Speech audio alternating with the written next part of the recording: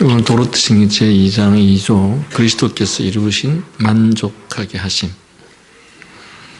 그러나 우리 스스로는 이 만족하게 하심을 이룰 수 없고 하나님의 진노로부터 자유롭게 될 수 없습니다. 그러므로 하나님께서는 무한하신 자비로서 당신의 독생자를 우리의 보증으로 주셨습니다.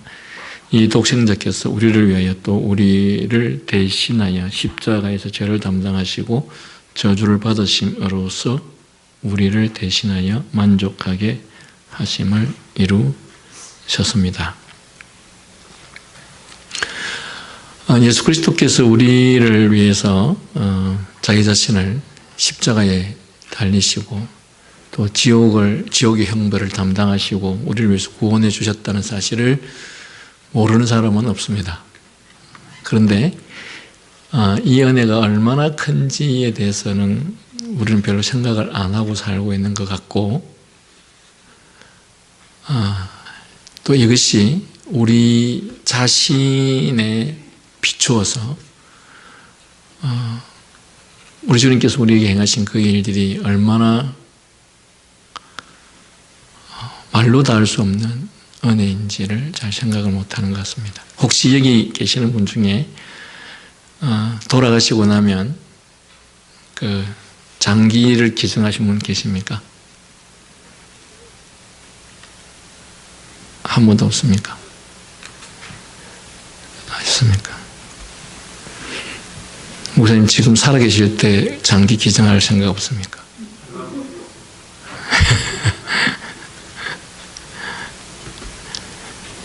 우리는 왜 다 죽고 나면 장기를 기증하죠? 살아있을 때 장기를 기증하지.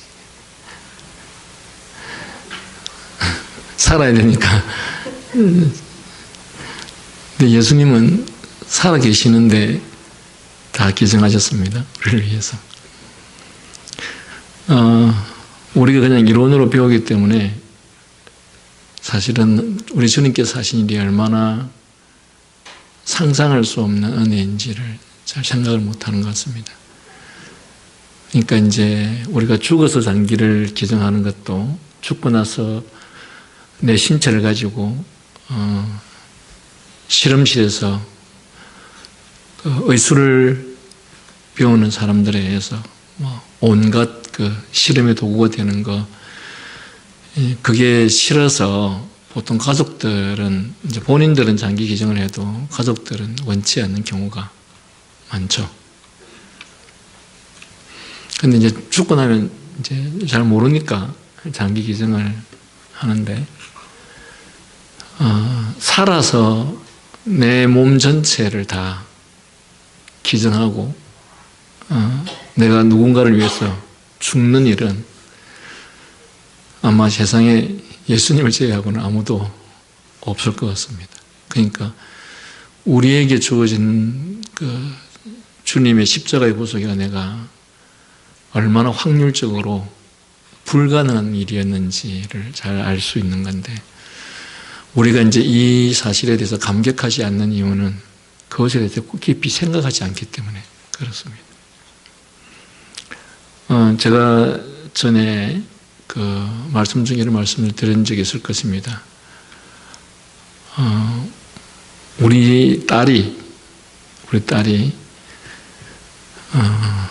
사람을 한 10명이나 죽인 살인범에게 강간을 당해서 임신을 했습니다. 그러면 여러분 부모님 중에서 그 딸에게 아이를 낳으라고 할 사람이 있겠습니까?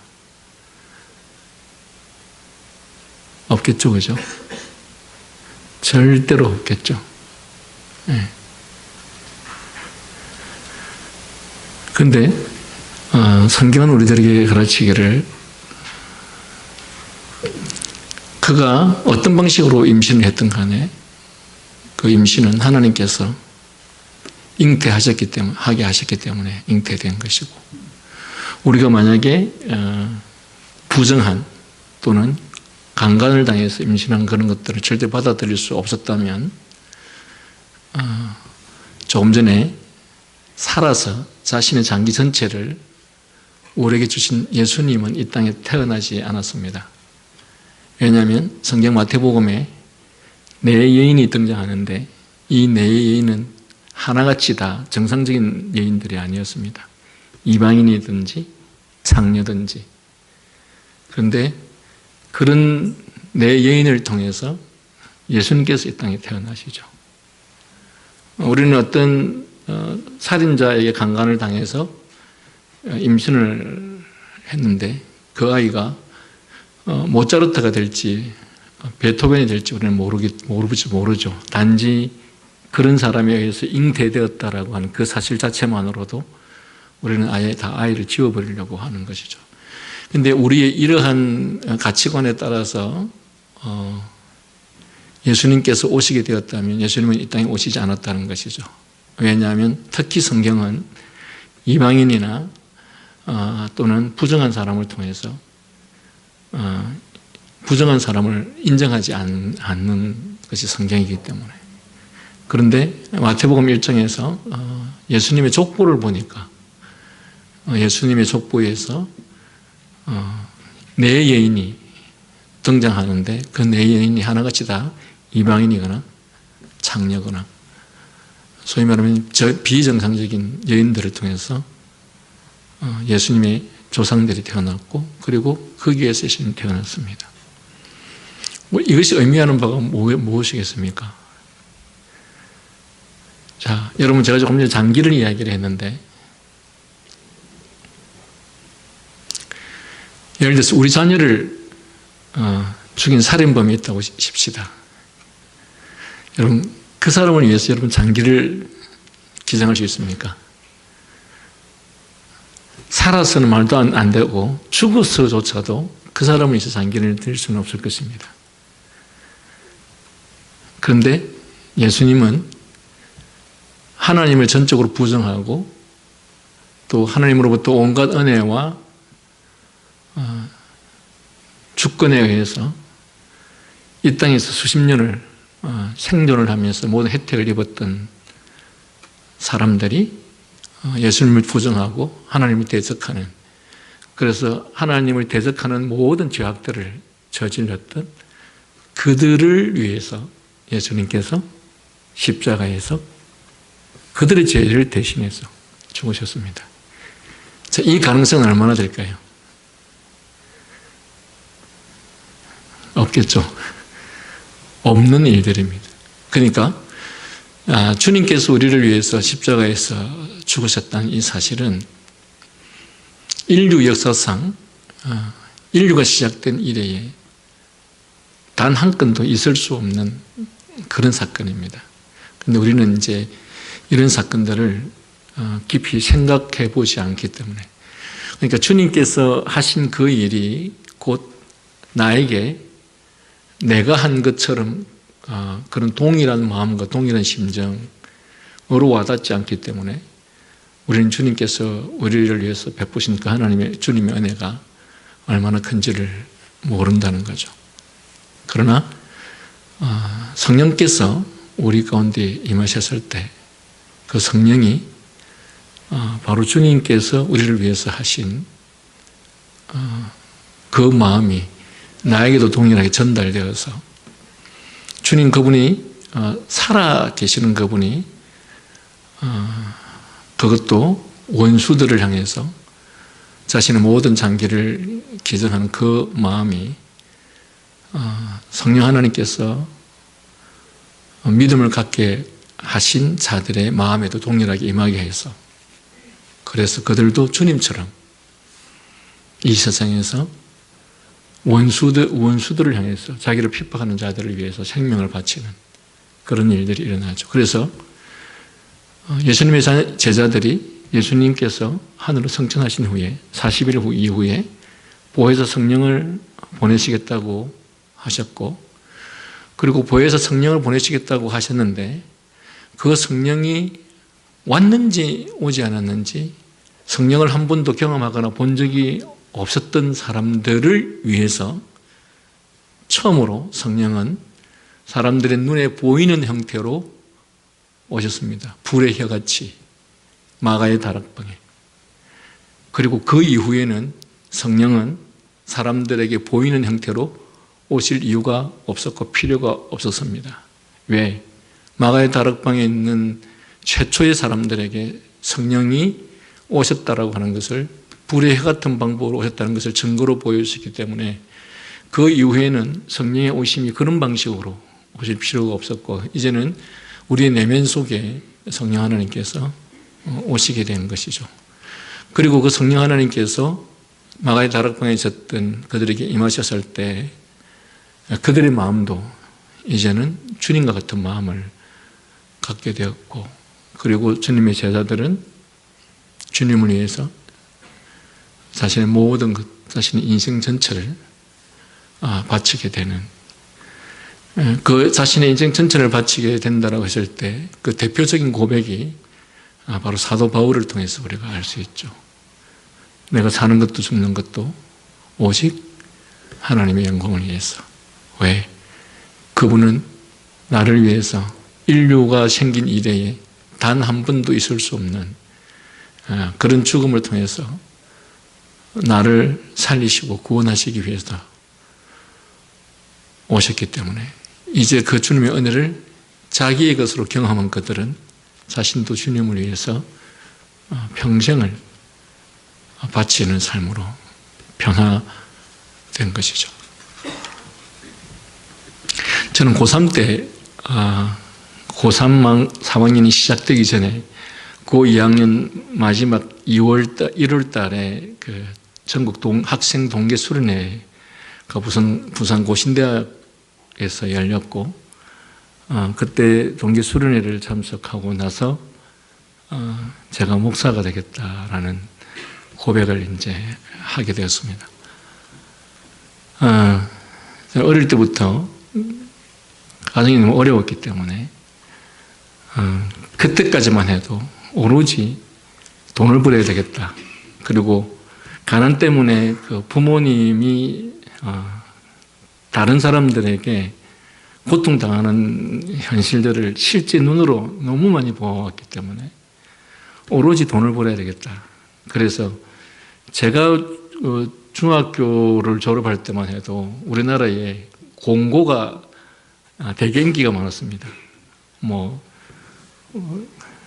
구미에 가면 구미전자공고라든지 또 금호공고라든지 부산기계공고라든지 창원기계공고, 그러니까 전교에서 1, 2등 하던 사람들, 그 다음에 최소한 반에서 1, 2등 하는 사람들만이 갈 수 있는, 왜냐하면 전체 국비였기 때문에 등록금은 물론이고 요원이와 기숙사비, 그 다음에 속옷까지도 다 국가에서 제공해주는 고등학교 때인데, 그래서 누구나 할 것 없이 그 당시에는 공고를 가고 싶어 했었는데, 저는 상대를 가고 싶었습니다. 돈을 너무 벌고 싶어서. 그런데 제가 주님을 인격적으로 만나고 나서 목회자가 되겠다고 할 때 지금까지 가졌던 그 모든 저의 꿈을 다 포기하고 주님을 위해서 제 평생을 바쳐야 되겠다. 물론 요즘은 이제 큰 교회들도 많아가지고 목회자들이 부유하고 편하게 사는 사람들도 많았는데, 저희가 어릴 때만 해도 목회자들은 대단히 가난했습니다. 여러분이 잘 아시다시피 교인들이 주일에 갈 때 그 성미라고 그 조그만 주머니에다가 그 쌀, 보리 이런 거를 이제 교인들이 갖고 가잖아요. 그거 목사 가정에 밥 해 먹으라고. 그때는 사실은 사례 같은 것도 제대로 못 주던 때였기 때문에, 그래서 각 가정의 사람들이 요만한 그 주머니에다가 쌀을 갖고 갈 그 시절이었기 때문에 목회자들의 가정 삶이 얼마나 그 힘들고 어려웠을 때였는지 모릅니다. 그렇기 때문에 제 부모님은 제가 신학교 가는 것을 너무너무 강하게 반대했습니다. 왜냐하면 그때 이미 제 형이 먼저 신학교를 다니고 있었는데, 왜 니까지 이 난리냐? 한 사람만 가면 됐지. 왜냐하면 자식들이 고생할 게 뻔하게 눈에 보였기 때문에. 근데 저는 어릴 때 자라면서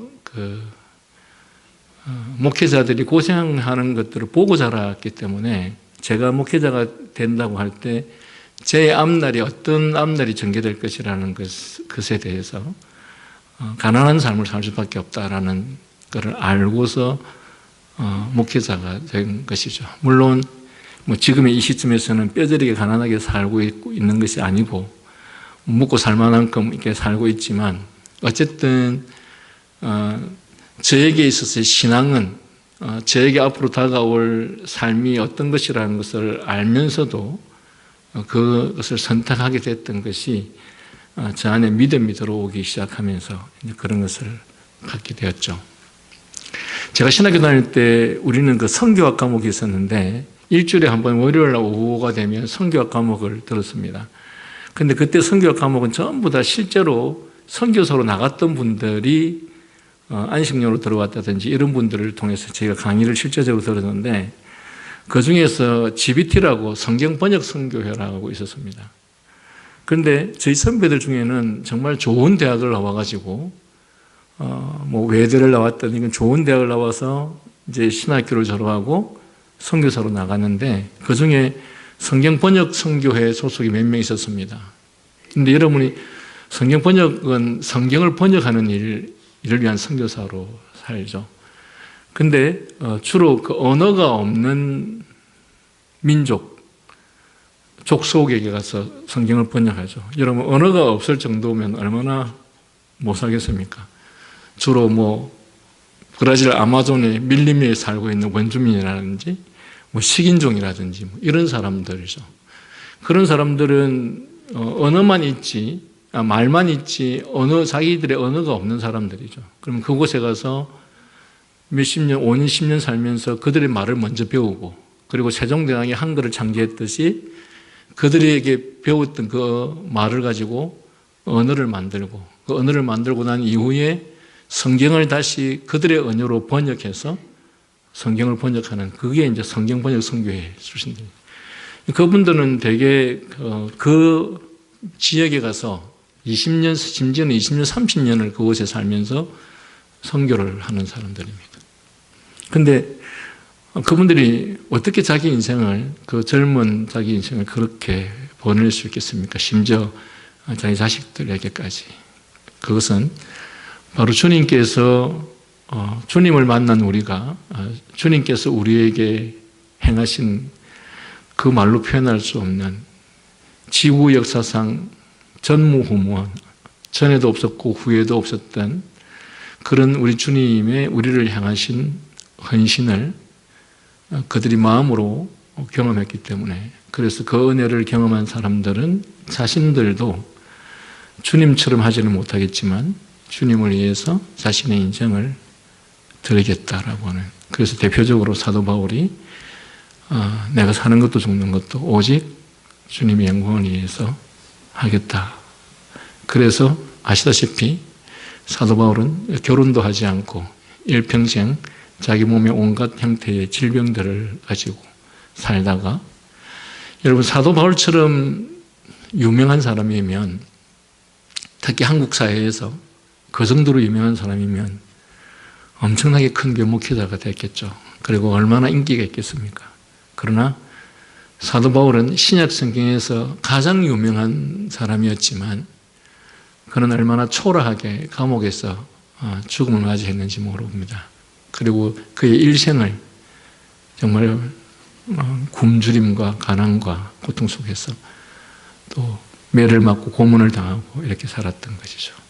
그런데 그 모든 인생을 살 수 있었던 것은 바로 주님께서 우리에게 베풀어 주신 그 사랑이 얼마나 컸는지에 대해서 마음으로 가슴으로 느꼈기 때문에 그런 것입니다. 오늘 우리가 주님께서 우리를 위해서 대속의 죽음을 맞이했다고 하는데 우리가 왜 그분을 향해서 그분을 위해서 너무 헌신하지 못하는 것일까?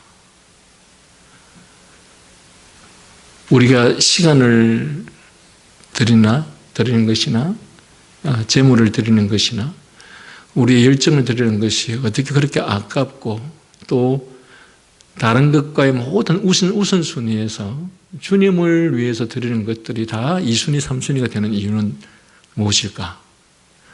그것은 우리는 주님께서 우리에게 베풀어 주신 그 구원이 얼마나 값지다라는 것을 모른다는 사실입니다. 저는 여러분들에게 이런 표현을 참 많이 하죠.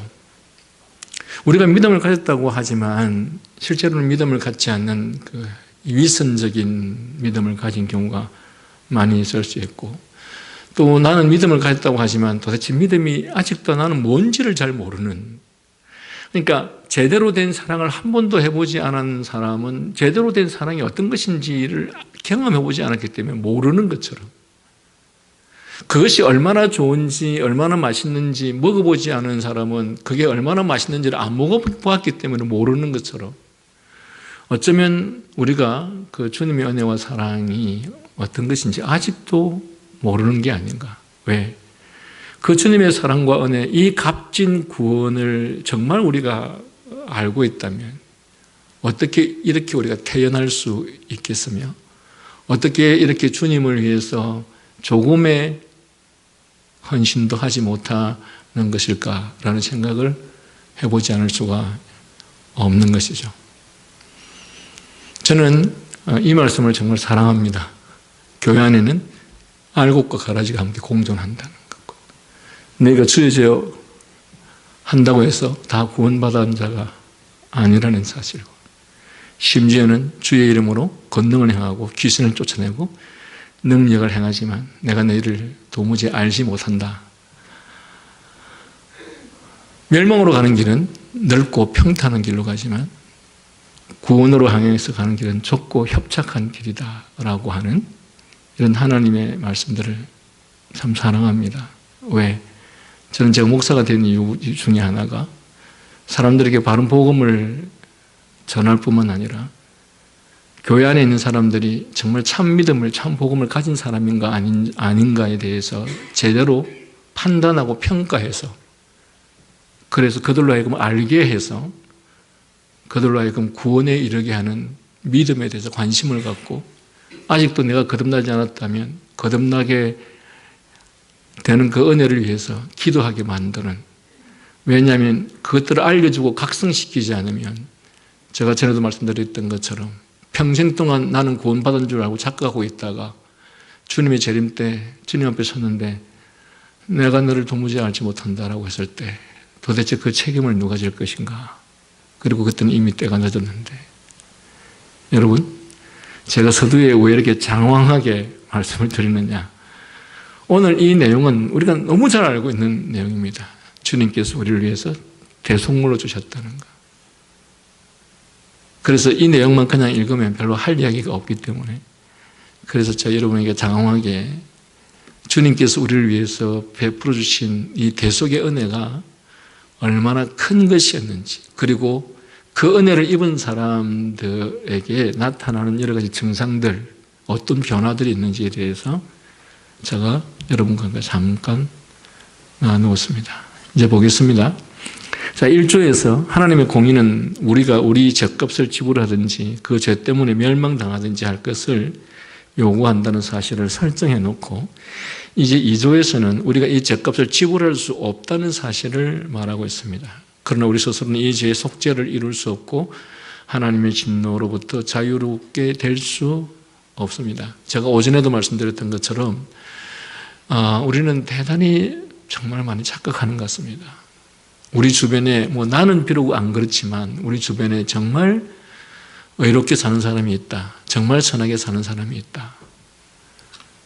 여러분, 그런 우리의 생각들은 어디서부터 나온 것들입니까? 성경에서 봐서 나온 겁니까?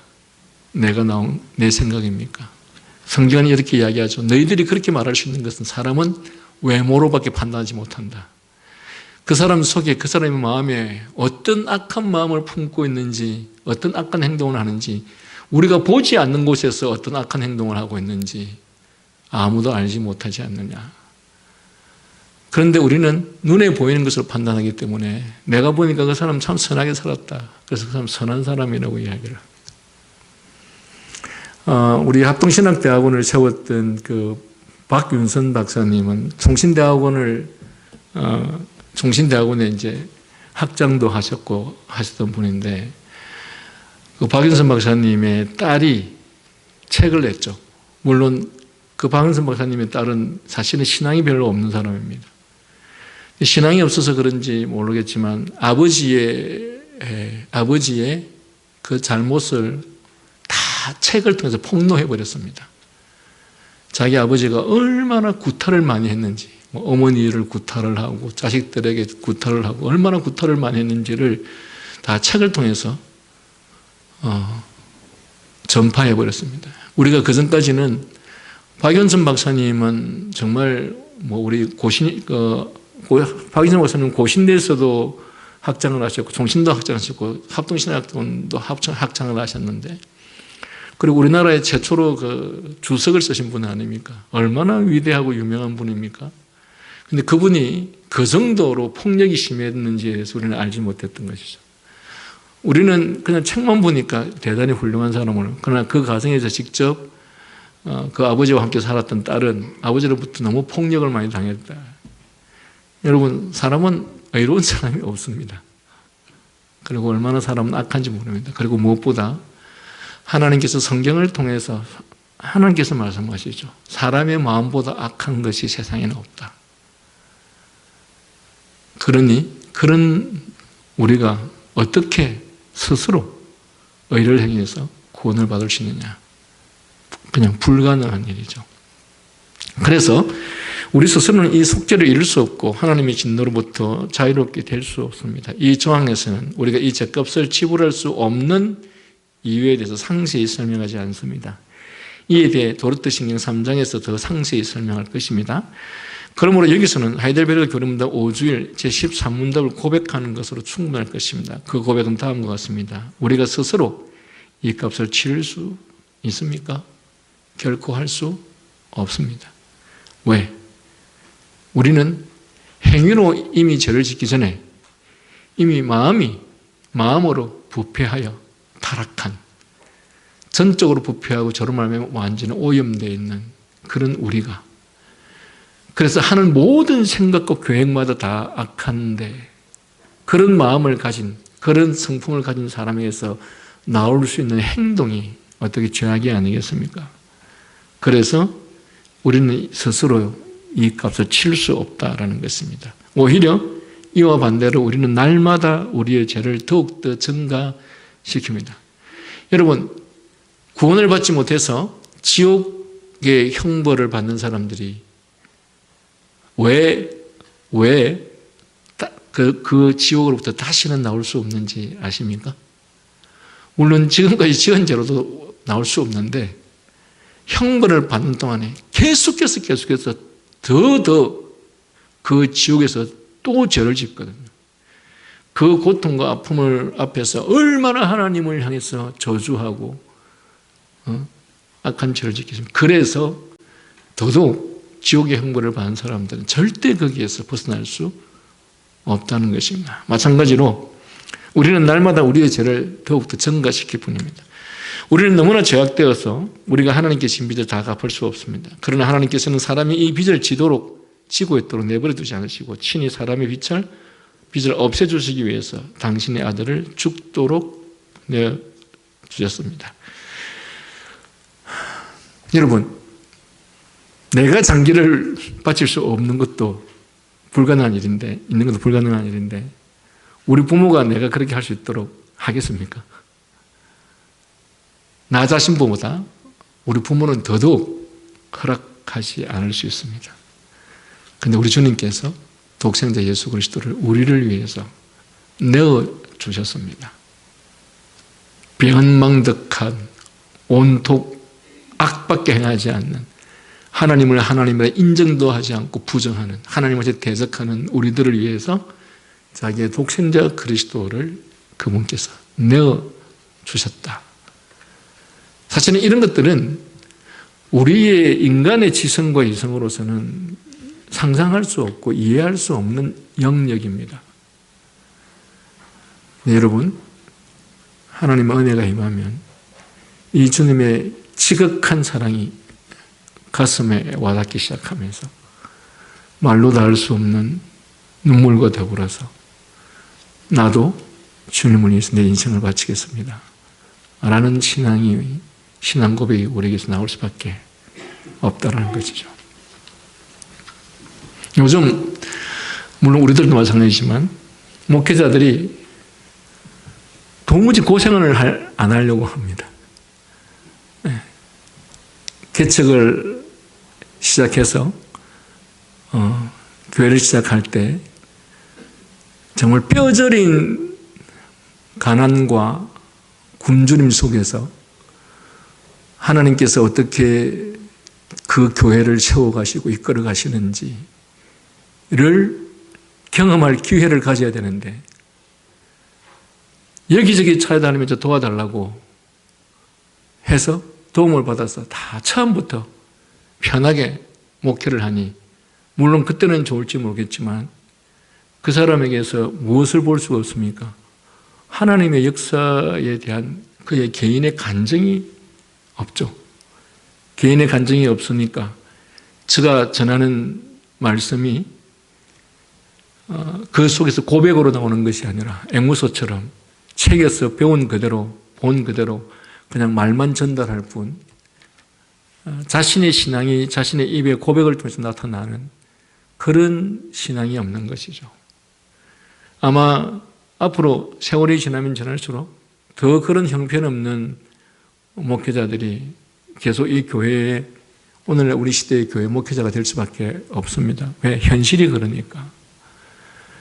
근데 정말 우리에게 필요한 것은 하나님에 대한 직접적 경험과 하나님의 역사를 경험한 그리고 진정 참된 믿음을 가진 목회자가 하나님의 말씀을 어떤 상황 속에서도 순종했었을 때 그때 하나님께서 어떻게 역사하시는지를 교인들 앞에서 눈으로 보여줄 수 있는 그런 목회자가 우리에게 필요한 것이죠. 모세처럼 정말 말할 수 없는 사면 초가의 위기 속에서도 끝까지 하나님만을 신뢰했었을 때 모세가 아니었으면 이스라엘의 250만 명, 300만 명은 홍해를 가르는 이 놀라운 하나님의 기적을 절대로 볼 수가 없었을 것입니다. 그러나 모세 한 사람의 믿음과 신앙 때문에 이스라엘의 250만 명, 300만 명의 사람들이 하나님께서는 바다도 가르시는구나 라는 것들을 모세 한 사람 때문에 경험하게 된 것이죠.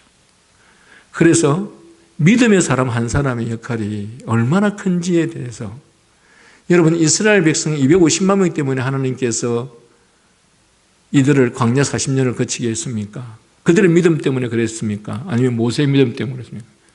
모세 한 사람의 믿음 때문에 그 250만 300만 명의 사람이 하나님으로부터 그런 은혜를 입게 된 것이죠. 참된 믿음을 가진 한 사람의 역할이 그만큼 중요하다 그 뜻입니다. 자, 그러나 하나님께서는 사람이 이 빚을 지고 있도록 내버려 두지 않으시고 친히 사람의 빚을 없애주시기 위해서 당신의 아들을 죽도록 내어주셨습니다. 이 하나님의 놀라운 사역을 생각해 보십시오. 하나님께서 에덴 동산에서 우리와 언약을 맺으셨습니다. 그러나 우리는 하나님을 선택하지 않고 사단을 선택했습니다. 우리는 죄에 빠졌고 우리 자신을 사단 편에 두었습니다. 그 후로 하나님의 공의가 우리를 위협하게 되었습니다. 우리는 우리의 죄값을 지불하든지 혹은 그 죄 때문에 멸망당하든지 하는 방법 외에 다른 선택의 여지가 없었습니다. 그리고 우리는 그 죄값을 지불할 수도 없었습니다. 그래서 지옥은 우리가 받아야 할 운명이었습니다. 그러나 하나님께서는 자비로우셨습니다. 하나님께서는 우리를 위해 당신의 독생자를 죽음에 내어주셨고 그래서 우리가 살 수 있게 되었습니다. 그리스도께서는 우리의 보증이 되셨습니다. 보증이신 그리스도께서 우리의 빚을 떠맡으시어 우리의 빚을 갚으시겠다고 보증하셨습니다. 여러분 만약에 어떤 사람이 장기가 한 5개가 필요한데 죽으면서 장기를 준 게 아니고 살아있으면서 자기가 죽고 장기를 다 나한테 떼어준 그런 사람이 있다면 여러분 어떻게 하겠습니까? 평생 그 가족을 먹여 살리겠다는 마음을 안 갖겠습니까? 네.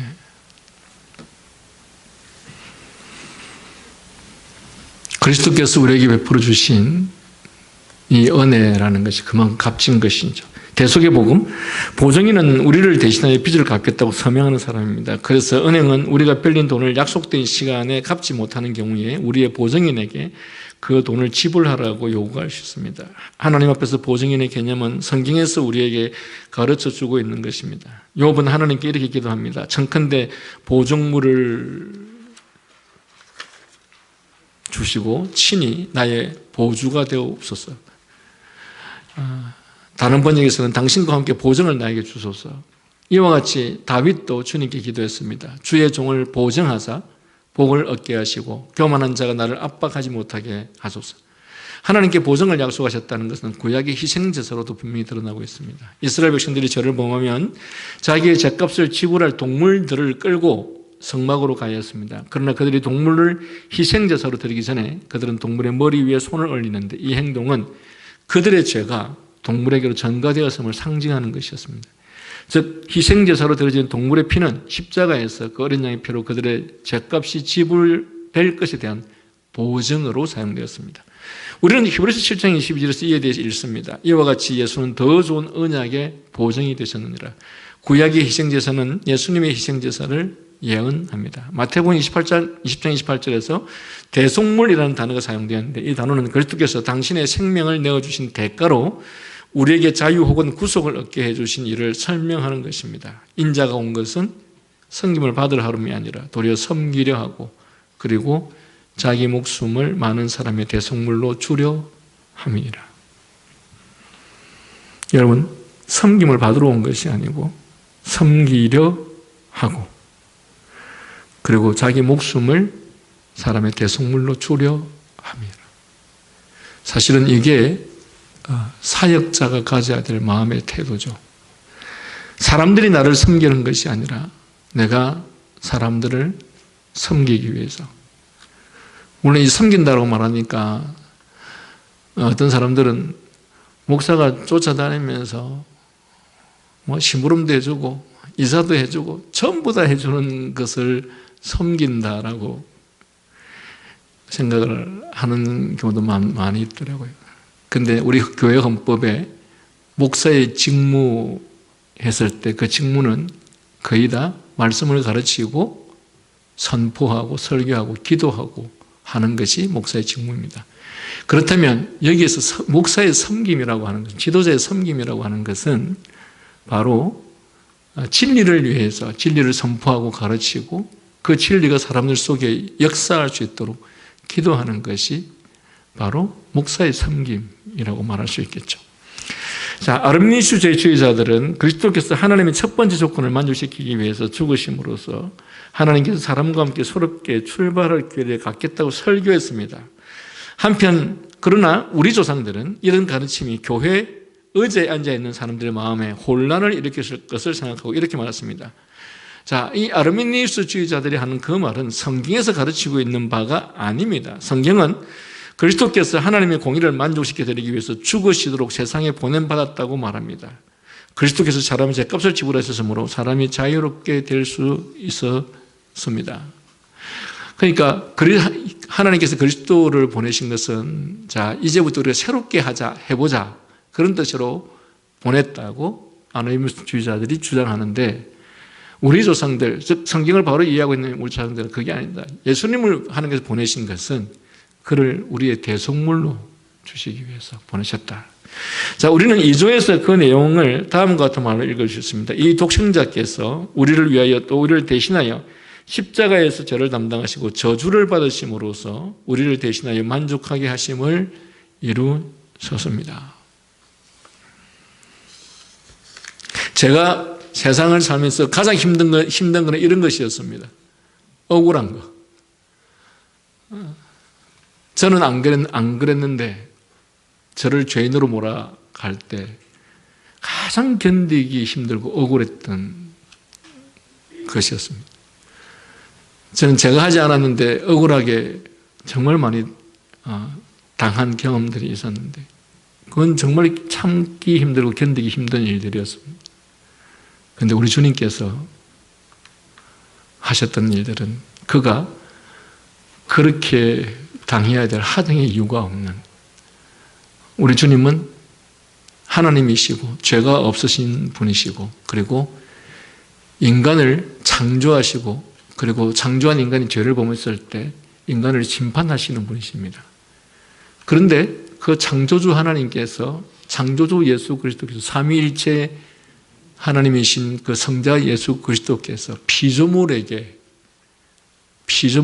오히려 고통을 당하고 그들의 피조물의 죄를 심판해야 될 그 하나님이신 그리스도가 오히려 피조물들에게 심판을 당하고 멸시해야 될 분은 우리 주님이신데 오히려 멸시를 당하시고, 그런데 그런 주님의 헌신과 사랑이시기 때문에 오늘 우리의 구원이 있게 되었다는 사실은 정말 놀라운 일입니다. 여러분, 우리가 신앙인으로서 가장 많이 묵상해야 될 부분이 이 부분이 아닌가. 우리 주님의 우리를 향하신 대속의 죽음이 얼마나 값진 것이었나. 이 페이지 제일 밑에 문단 위하여라는 이 짧은 단어는 여기서 아주 중요합니다. 그리스도께서 나를 위하여 죽으셨다는 것은 그리스도께서 내 위치에서 혹은 나를 대신하여 죽으셨다는 뜻입니다. 나는 지옥의 고통을 받아야 마땅합니다. 그러나 그리스도께서 대신 지옥의 고통을 받으셨습니다. 죄로 인해 하나님의 진노가 삶을 위협하며 나도 역시 하나님의 진노를 받아 마땅합니다. 그리스도께서 죽으신 것이 하나님께서 이제 다시 나와 함께 새로 시작하시기 위해서입니까? 그렇지 않습니다. 그런데 이 아르미니우스주의자들이 이렇게 말한다는 것이죠. 그리스도께서 하나님의 진노와 나 사이에 당신 자신을 두심으로써 나의 위치에서 나를 위하여 나를 대신하여 하나님의 진노를 받으셨습니다. 그래서 나는 자유롭게 되었습니다. 그리스도께서 나의 대속물로 오신 것이죠. 바울은 로마서 5장 6절 9절에서 이렇게 말했습니다. 우리가 아직 연약할 때의 기약대로 그리스도께서 경건치 않는 자를 위하여 죽으셨도다. 의인을 위하여 죽는 자가 쉽지 않고 선인을 위해서 용감히 죽는 자도 혹 있거니와 우리가 아직 죄인 됐었을 때 그리스도께서 우리를 위해 죽으심으로 하나님께서 우리에게 대한 자기의 사랑을 확증하셨느니라. 그러면 이제 우리가 그 피를 인하여 어렵다 하심을 얻었은즉 더욱 그로 말미암아 진노하시면서 구원을 얻을 것이니라. 우리는 사단의 편에 있는 동안 불경건하였고 하나님의 진노가 우리를 위협합니다. 그러나 하나님께서는 바로 그 점에서 죄인들에게 주어진 복음의 핵심, 곧 그리스도께서 불경한 건건한 자들을 위하여 그들을 대신하여 죽으셨다는 사실을 우리에게 계시하십니다. 여러분, 계속 불경건한 사람을 위해서라는 표현을 많이 쓰죠. 우리가 아직 죄인 됐을 때, 또한 하나님의 원수들, 하나님을 대적하는 자들, 불경건한 자들. 제가 조금 전에 말씀드린 것처럼 우리의 장기가 얼마나 소중합니까? 그런데 나의 원수를 향해서 내 장기를 준다? 그건 있을 수 없는 일이겠죠. 그런데 우리 주님께서 하신 일은 그것이었다는 거예요. 여러분, 우리가 이것을 어떻게 우리의 의지로 할 수 있겠습니까? 우리 안에 하나님을 경험케 하시는 성령 하나님의 은혜가 아니면 우리는 이 일을 할 수 없습니다. 그래서 우리 스스로 할 수 없는 것이기 때문에 그래서 더 값진 것입니다. 자, 마지막 밑에서 넷째 줄, 그리스도께서 나를 위하여 죽으심으로 나는 의롭게 되었습니다. 이 말은 하나님께서 자비롭게도 나와 당신의 진노 사이에 그리스도를 두셨기 때문에 나에게 당신의 진노를 부으시지 않으실 것이라는 뜻입니다. 그리스도께서 나를 위해 대신하여 하나님의 진노를 모두 지었습니다. 여러분, 우리가 이 주님의 은혜를 더 깊이 경험했으면 좋겠습니다. 여러분, 정말 깊이 있는 사랑은 사랑하는 대상을 위해서 어떤 수고를 해도 그게 억울하지 않죠. 그걸 가지고 내가 희생한다 생각하지 않죠. 오히려 사랑하는 대상을 위해서 내가 헌신하고 수고하는 그것이 오히려 기쁨이고 즐거움이죠. 마치 부모가 사랑하는 자식을 위해서 맛있는 음식을 자기는 먹지 않으면서 자식들을 주면서 그 자식들이 맛있게 먹는 그것을 보면서 행복을 느끼는 것처럼 진정한 주님의 사랑은 바로 이와 같은 것이죠. 그런데 이것이 어떻게 부모가 되어보지 않고서 그런 사랑을 가질 수 있겠으며 이런 사랑이 어떻게 주님의 은혜를 입지 않고서 가능하겠는가? 역으로 말하면 우리가 교회를 위해서, 형제를 위해서, 사랑하는 지체를 위해서 조금의 수고도 하고 싶어 하지 않거나 이리저리 이런저런 변명을 대면서 우리가 빠지려고 한다고 한다면 그 안에는, 그 사람 안에는 주님의 은혜가 없는 사람입니다. 주님의 사랑이 뭔지 모르는 사람입니다. 왜? 우리가 정말 주님의 사랑을 입은 사람이라면 그 사랑이 내게도 임하여서 나도 이웃을 향해서 그런 헌신과 마음을 갖게 되기 때문입니다. 오늘 우리 시대에 이런 사랑, 이런 신앙을 가진 사람들이 교회 성도로서 있는 일이 참으로 많지 않는 것 같습니다. 우리는 진정한 신앙이 되어서 주님의 나라를 향해서, 구원을 향해서 함께 달려갈 수 있는 저와 여러분이 되었으면 좋겠습니다. 기도하겠습니다.